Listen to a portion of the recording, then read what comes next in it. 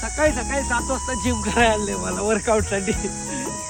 साठी आणलंय पण स्वतःसाठी आणलंय की 4 महिन्याचं पोट वाटते वाढलंय किती विकार सोड बात तो सही आहे ना बघा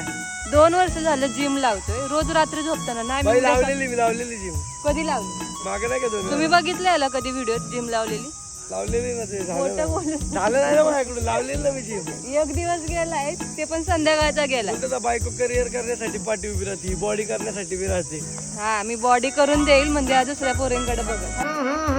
राजा जी अपनी शक्तियों का पूरा इस्तेमाल कर बॉडी झाल्यावर पळून जायची दुसरी बरं मग कशाला करते बॉडी झोपताना मी चांगला सकाळी 7 वाजता उठवते मस्त तुझ्यासाठीच होते इकडे तिकडे पोरी बघू नको सरळ कर सरळ